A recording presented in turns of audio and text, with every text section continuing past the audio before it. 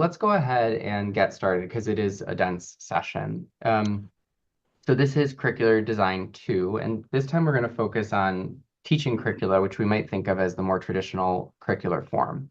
We're a small group, so we can forego the icebreaker, and also for time, I think we may need to. So as a reminder from our last session, we talked a little bit about subtyping curricula into teaching and learning curricula. And we said that the teaching curricula are the more probably traditional pedagogical approaches that we're used to, and learning curricula are more about having sets of experiences and probably have relevance to when we do workplace-based teaching as health professions educators.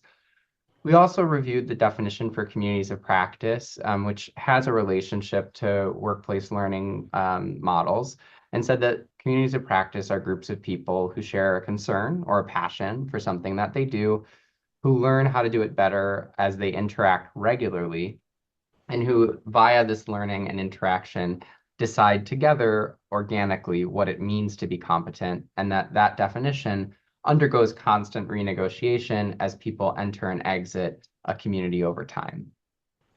In the workplace, we rethought about the role of a teacher and divided it into really like 4 subtasks. The first being supporting access, the second being making the invisible visible, the third being to guard against counterproductive practice, and the fourth being helping our learners to develop their own practices deliberately through close interaction.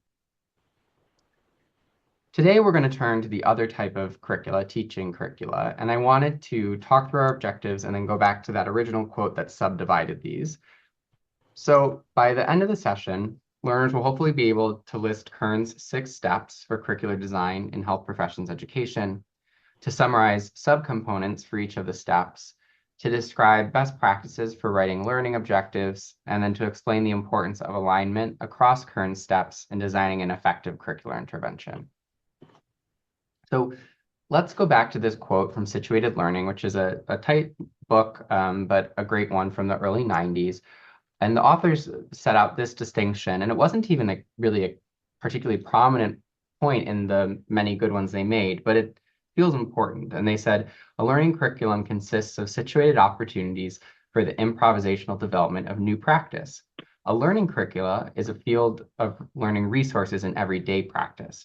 A teaching curriculum, by contrast, comprises more traditional pedagogical approaches like lectures or didactics, and is constructed for the instruction of newcomers. So let's think a little bit more about that latter kind of curriculum.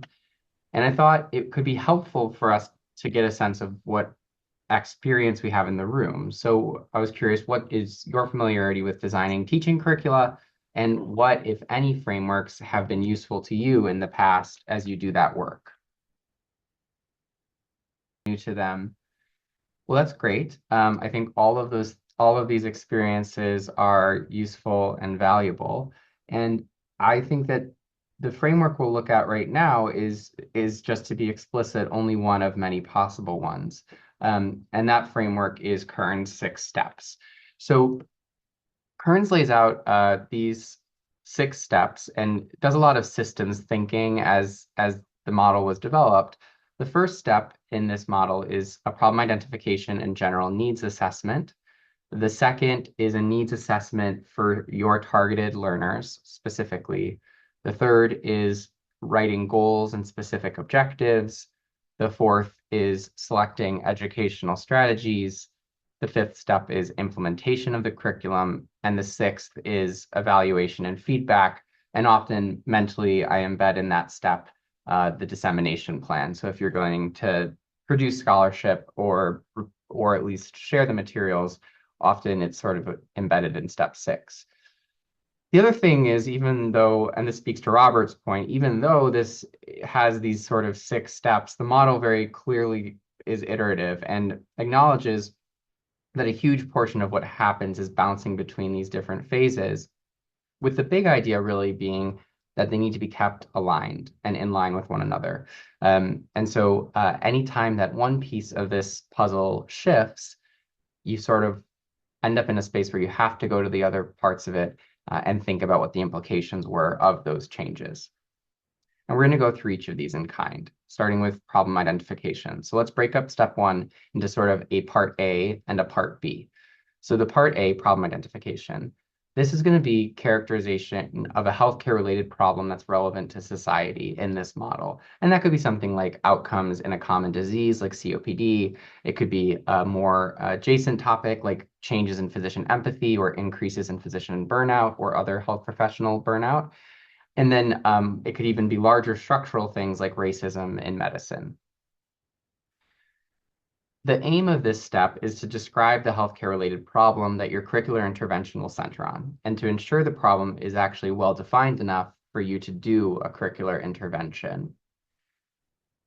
Often this will involve a literature review, which frequently may be outside of the traditional education literature, as well as potentially some scholarly work, and we'll talk about that idea in a moment. The useful resources here would be librarians, clinical public health and health professions education literature, health organization summative reports. So if you're at a medical center that collects local data on outcomes, for example, that can be very powerful to identify a problem that might benefit from curricularization, as well as public statistics about diseases and trends in disease, for example. The key questions you're looking to answer in this part, or the step 1A, is what exactly is the problem and what are people doing right now about it? What factors likely contribute to the problem? This flows into the second part of this, which is sort of step 1B, the general needs assessment. This is going to be characterizing the difference between current educational approaches at large and the ideal educational approach. So if the first step is about finding, in essence, a topic, this is about figuring out how that topic's been approached in the past versus what would be ideal. The aim here is to determine if prior educational solutions have been implemented to solve the identified problem and whether or not they were effective. And I would probably add to that why they were effective or not effective, for whom and under what circumstance. Activities in step 1B could be literature review, interviews with colleagues, review of online curricula or previously published materials. And again, our librarians, library databases will be super helpful. MedEd Portal is a great resource for this. Best evidence in medical education reports are a useful place to find what the ideal approach might look like as articulated by experts. And then guidelines from accrediting bodies and professional organizations can also lay out a vision for what different phases of health professions education will do. And we'll come back to that idea in implementation because sometimes those guidelines can be useful for generating internal resources. The key questions for the general needs assessment will be what's already being done, what are the key differences between the current and ideal educational approaches, in addition to identifying if there's a call to action from a governing body. And so when we think about the two parts of this first step, I think overall we can think of this as helping us to figure out our project type, with one outcome being that you realize the problem or topic of interest is not very well understood. And in that case, you have a non-curricular scholarly project, and that could be clinical, social, or behavioral research that yields enough understanding of the topic so that it can subsequently be curricularized. A second outcome would be that you do find curricula that are out there that are really good on your topic or problem. And then what you really have is a curricular adaptation. If it's a local curriculum, then maybe it's more like a curricular revision. But if it was implemented in a different context, like something you found on MedEd Portal, we could think of that as an adaptation.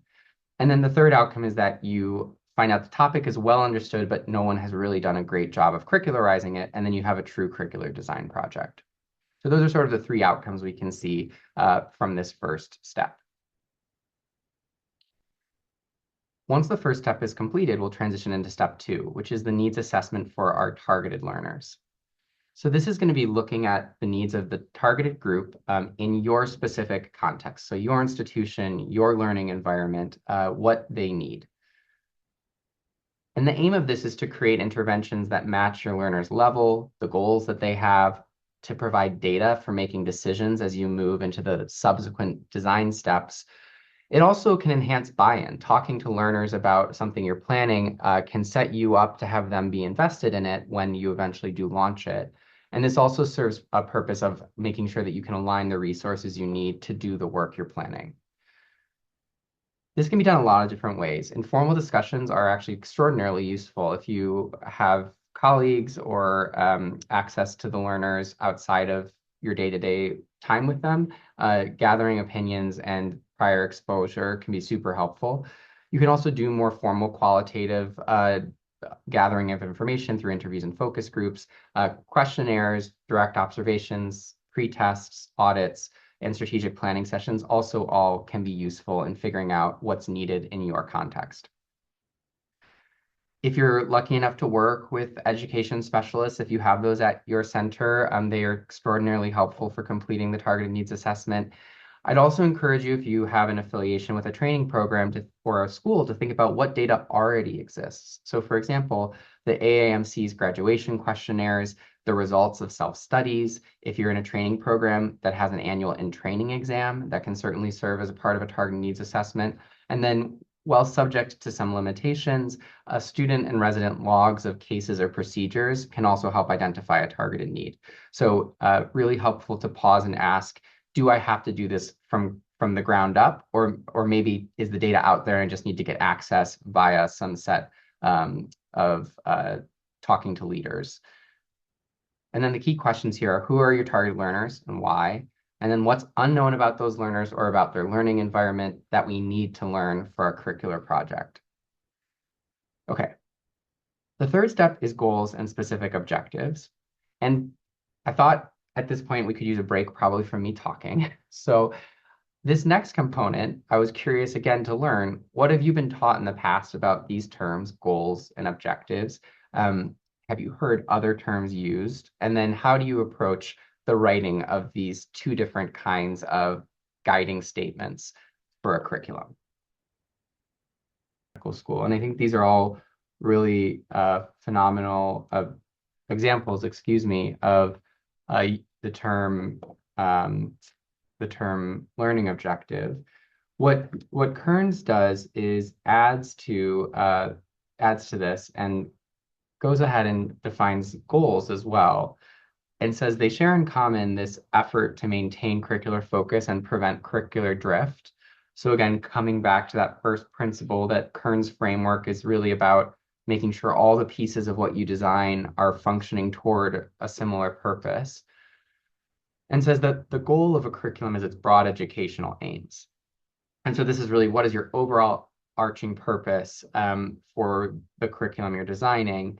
And the aims will help to think about various components you might pull into what you do. And contrast this to objectives, which, similar to the idea of a SMART goal, are specific, measurable learning outcomes. And says that what the objectives function to do is to really refine the curricular content at the level of a delivered unit, and to guide the selection of educational strategies and plans to evaluate learning and the curriculum. You can imagine that, for example, there's probably different educational strategies that are good for content knowledge-based goals, for example, and objectives, than there are for psychomotor objectives. And Kern says that one way we can do this is by writing our objectives in this form. Who will do how much, how well, of what, by when. And so gives us an example of this structure and says for the purposes of demonstrating it, by the end of the gynecology curriculum, each resident will have demonstrated at least once the appropriate technique as defined on a check sheet or checklist for obtaining a pap smear in cervical cultures. And similar to the really cool chart that Nora shared with our group, there are verbs we can use that have probably more interpretations. And we might even argue maybe some of those are really good for goals of a curriculum. Like an overarching goal of the curriculum might be for students to appreciate something or have exposure to something or to understand a certain content domain. But for our learning objectives, to make sure, to the points that have been made, that we really can measure whether or not we've achieved them, verbs with fewer interpretations can be useful.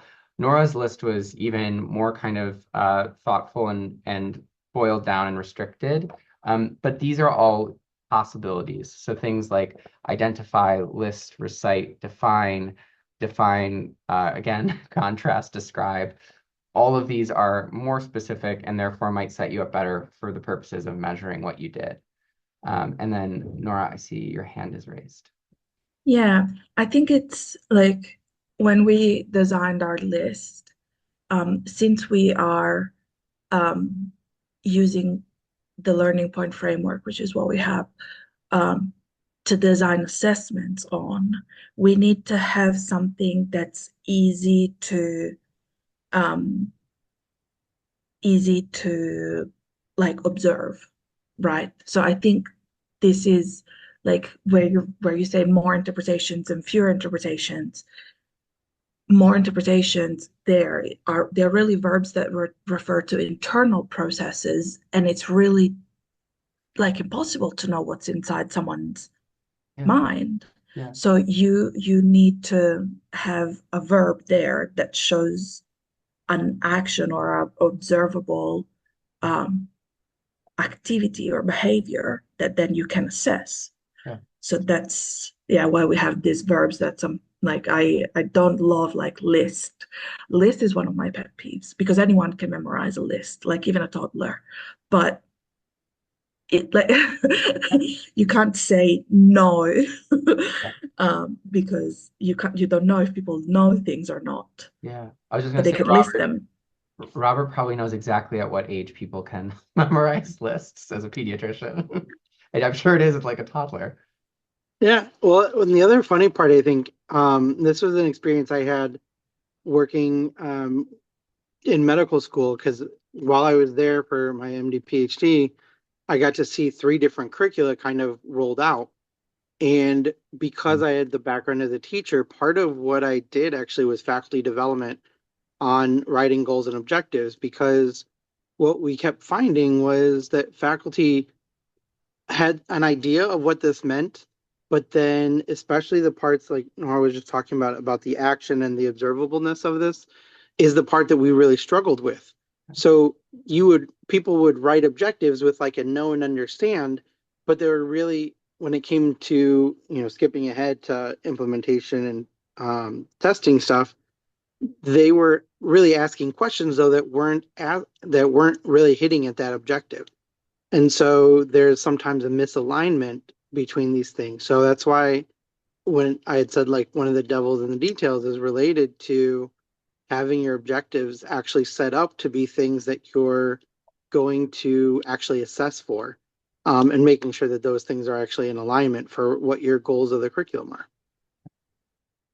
And I think that segues really nice into a discussion that we could have, which is considering our own prior teaching sessions and trying to, for example, rewrite one of the objectives you had using the who will do how much, how well of what by when structure. And I will say that I definitely, there's no assessments for this course. So I don't know that all my objectives followed this structure, but I do think it is a good one. I'm curious if anyone has a recent project.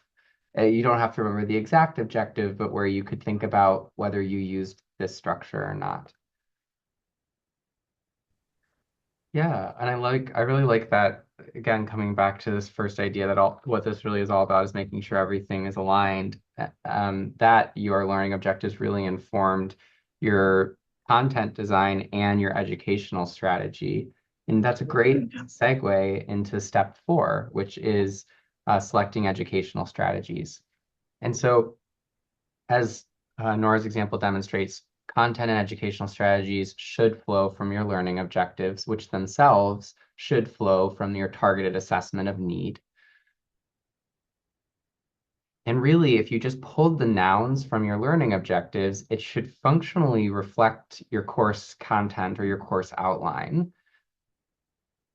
And as we have implied, the educational strategies, as well as the verbs from your learning objectives, should reflect what you are seeking to accomplish. So are they cognitive, affective, psychomotor objectives, each of which are probably served best by a slightly different set of strategies.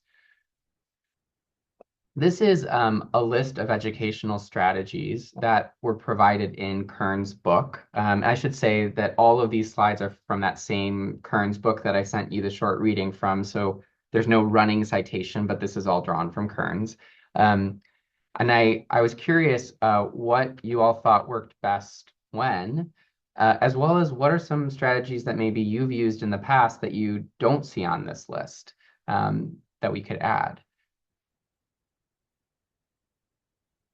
Nora, I think I might add your active polling as one that I really like the like swipe right, swipe left. I've also seen it to like gather aggregate data for like attitudinally to figure out what is really the full bell curve of what everyone thinks about a specific situation, which is sort of what you were doing as well. Yeah, I think it's like we have a lot of learners. We have about 140. So I wanted everyone to be at least a little engaged in putting some answers into a platform. And then some people obviously raised their hand and we had discussion. But yeah, it's tricky with a large group of people to have discussion. But discussion is like Socratic discussion is the best. I think I might be biased anyway.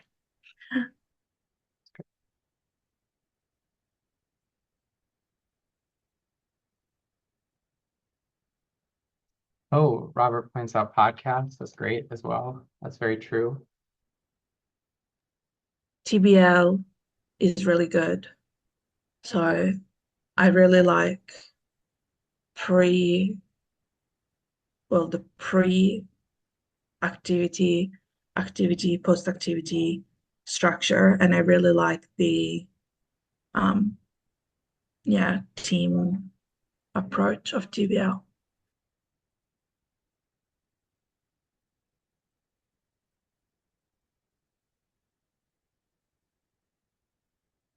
There's strategies people have used or seen used. I I actually, think tutorials would also come here. It's yeah, sort of new as well. yeah. Social media, like Yeah. discussion boards. Hmm. I've used a interactive slide deck when I teach curricular implementation here. I use a choose your own adventure.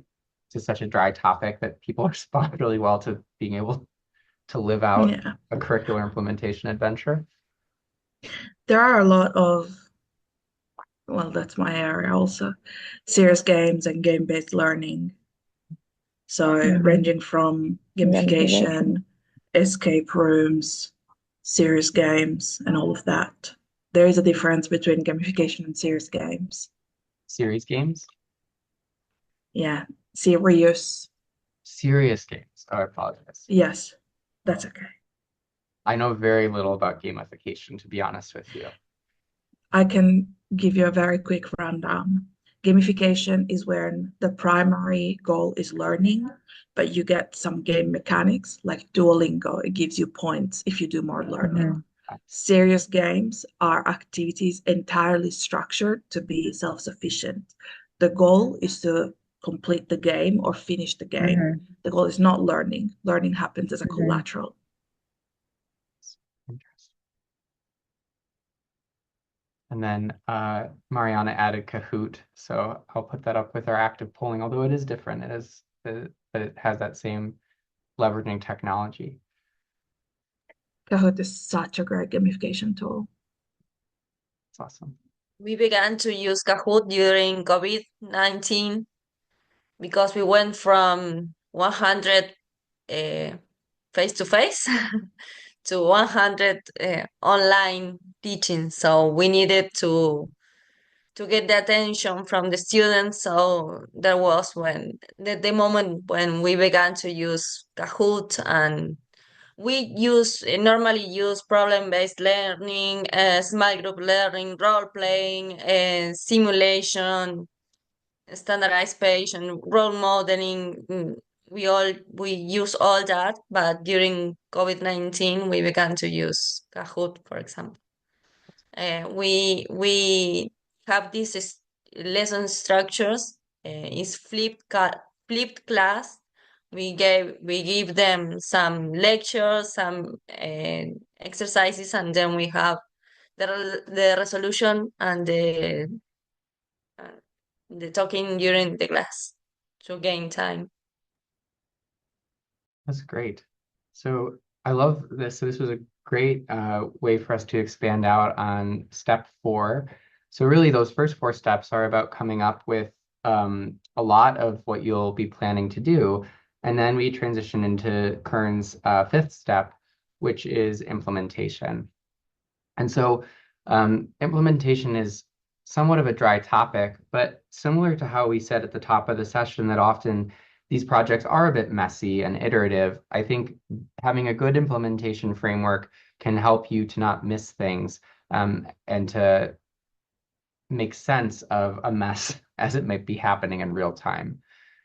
So we'll break this down into 6 parts. The first 3 we'll call resources, support, and administration. So resources, you can use the mnemonic 3 Fs. So this will be who are the folk who are involved in your project, and that there's some obvious ones like instructors, but often there may be others like who do you need to talk to about having certain spaces or certain time. If you're lucky enough to have a coordinator who's working with you, what are their other roles and responsibilities versus what can they provide to your curriculum? The second F is facilities. This is a little bit different, honestly, in the post-COVID era because Zoom has become so familiar. Although you might think in step 4, when you're picking out your educational strategies, whether you're comfortable with the restrictions that Zoom would place, for example, or if you really are excited about some of the small affordances that Zoom allows, like giving people the ability to contribute via a chat who might otherwise not contribute by raising their hand. So it's kind of a blended implementation strategy piece in the modern era.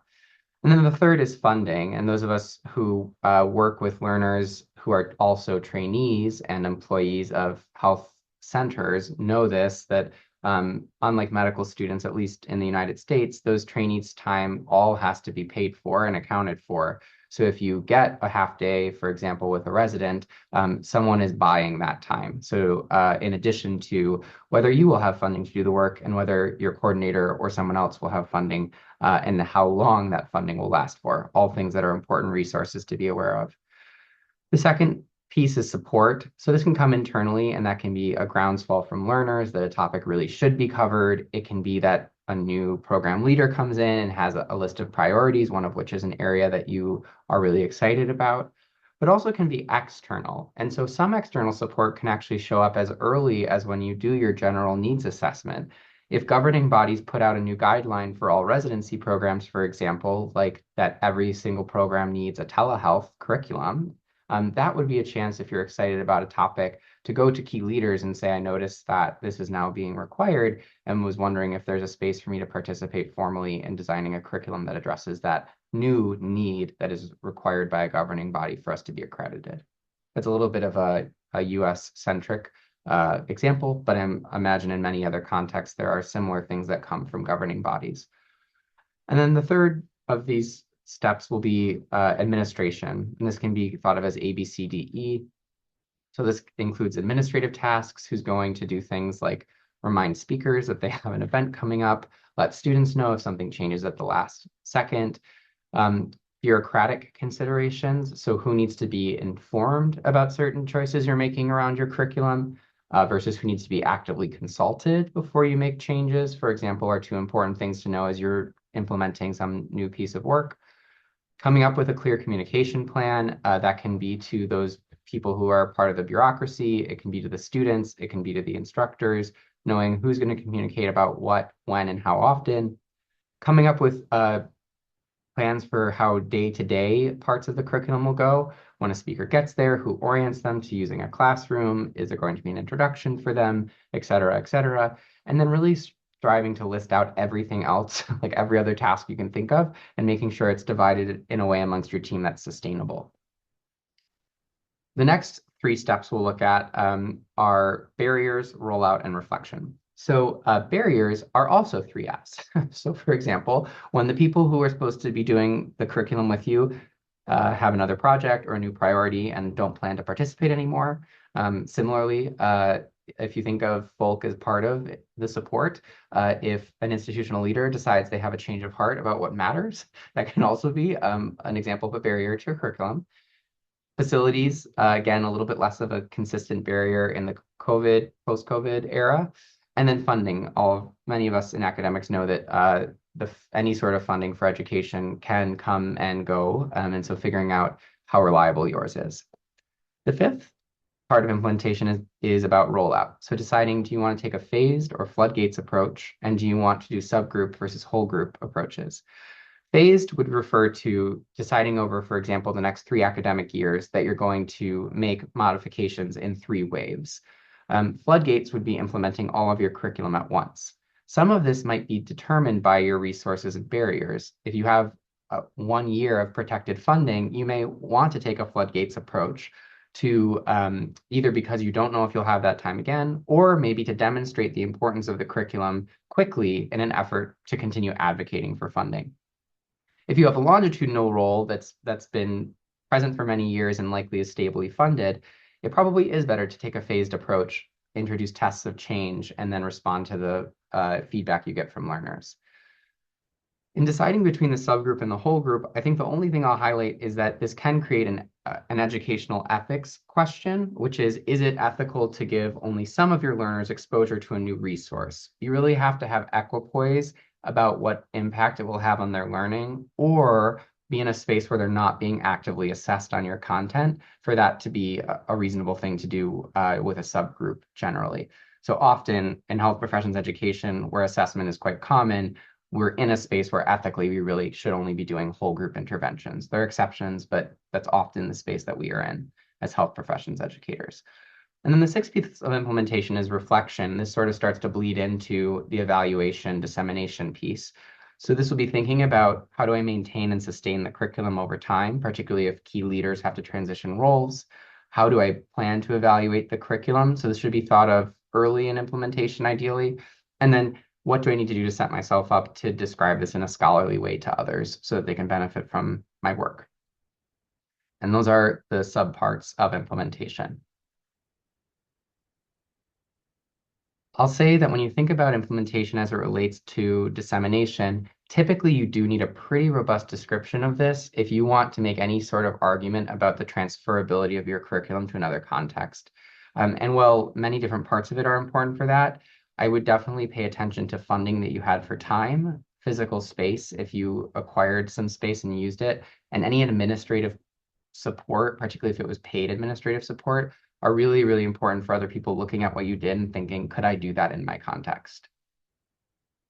There's also a lot of context you would want to provide about the other aspects of the curriculum that you're embedded in, for example, and your learners.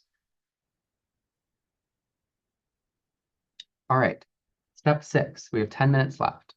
So when you think about evaluation and feedback, one of the key ideas from program evaluation broadly is that it's important before you undertake an evaluation to know who is going to get the results of that evaluation. So who are the users of it, and how are they going to use the evaluation? So for example, your evaluation should have a different design if it's just to improve a program year over year versus if it's going to be important for a high stakes decision like, do we keep or kill this curriculum? You'll want to, similar to what you did with your overall curricular plan, think about what resources you specifically have for the purposes of a program evaluation and identify key questions, again, somewhat analogous to the goals and objectives for a curriculum. What are the questions you're seeking to answer with your curricular evaluation? Part of the evaluation often is an assessment of learners, and we've already said quite clearly that those things you assess should relate very directly to your learning objectives. So this piece is linked very closely to the goals and objectives step. And you'll want to choose amongst evaluation designs, which we'll go through somewhat quickly, but just to have them available and have thought about what some of the options are.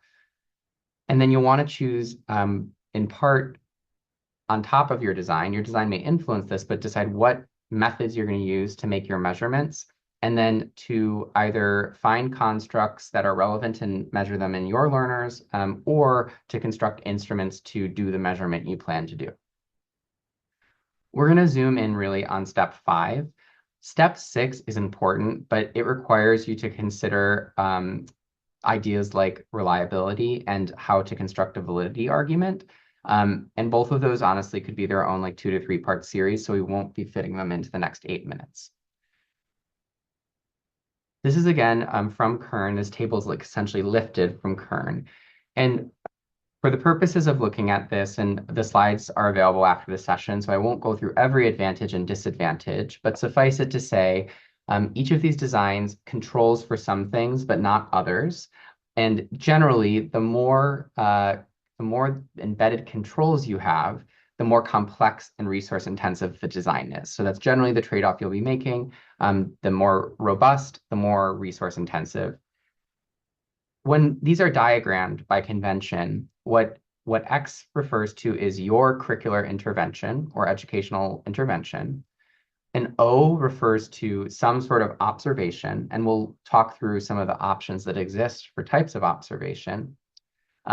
E and C would refer to if you have an experimental group that gets the curriculum and a control group that does not. And then R would denote randomization to the experimental or control group versus perhaps a non-randomized stratification.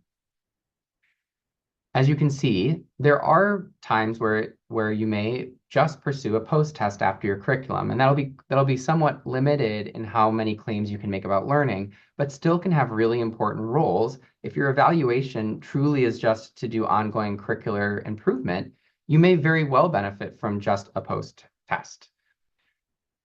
You can get a little bit more from doing a pre-test and post-test. Although this won't be able to measure changes that are related to the test you gave or the effect the test has on what part of the curriculum your learners pay attention to.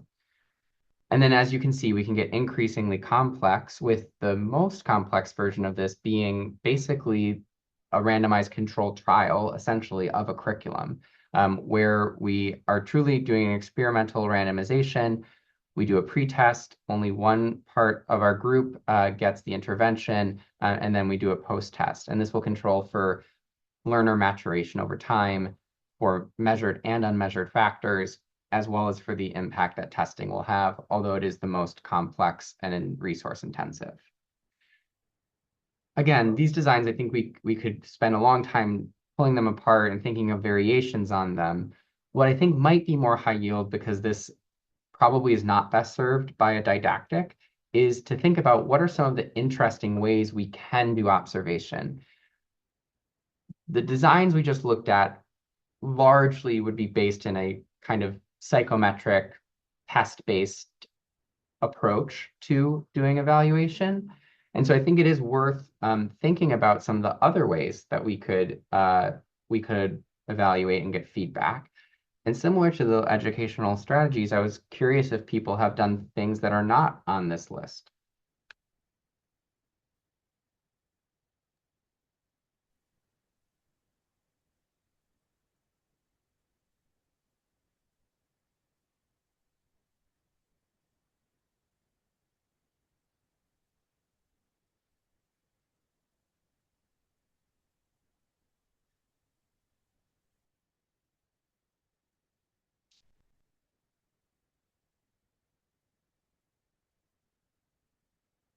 Something I've seen be used for research questions, but not for curricular evaluation, though I think it could be, are audio diaries. So like asking students, for example, to submit a voice file from their smartphone. Um, I one of the other students in my master's program was using this via WhatsApp, which I know is popular in the United States, but even more popular in some other parts of the world. And apparently it's very easy to create and submit voice files on WhatsApp. So that may be another viable way to get data about a curriculum.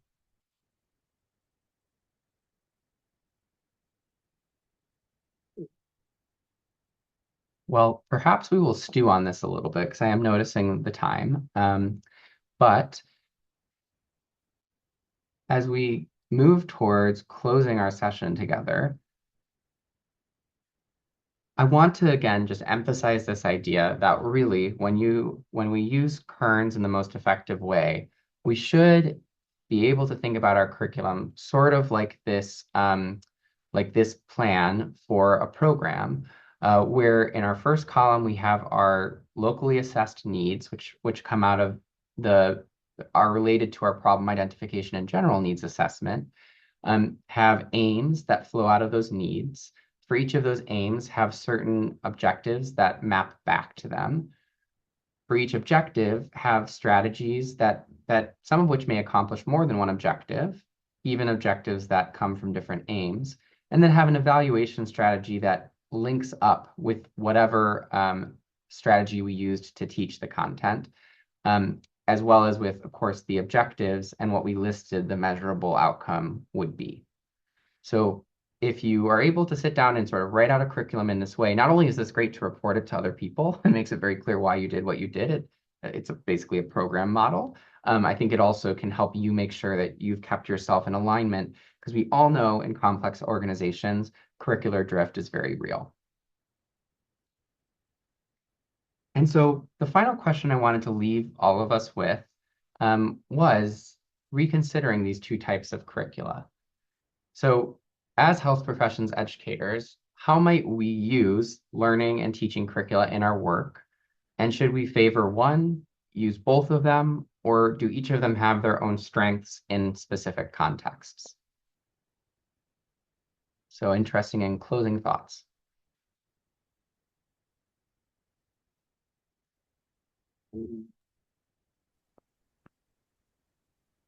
Well, just hedging. We can have different contexts.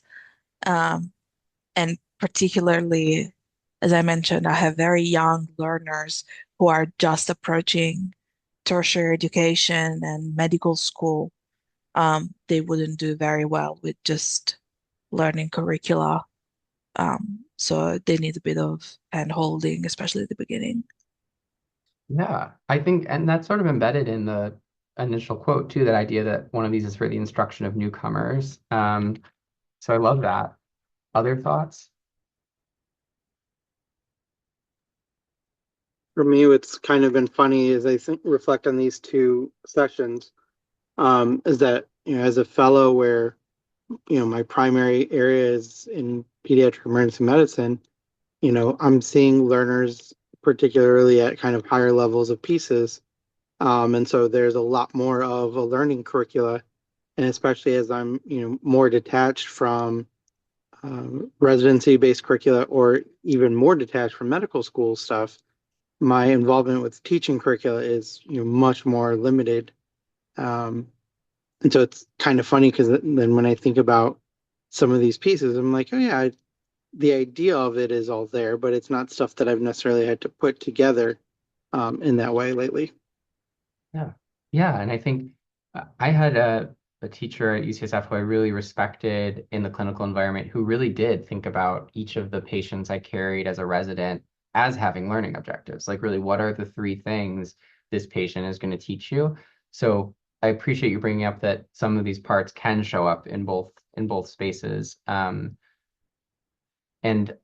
I think it is like a sort of tantalizing question, is all the ACGME guidelines in the United States for residency really make sure that we have teaching curricula. It's required. You have to pull people out of the actual environment and put them into didactic spaces to be accredited. We don't have time to think through this, but I do think it is a fun thing to ask. Is that rational? And if it's not, what sorts of strategies would be required to supplant that and use those periods of protected for learning, which of course implies that you're not learning at work, for different things. Exactly. Do we ever really stop being learners? I think probably the answer is no. So to close, let's look at our next steps. Thanks, everyone. Great to see everyone. Thank you, Dan. Bye-bye. Bye.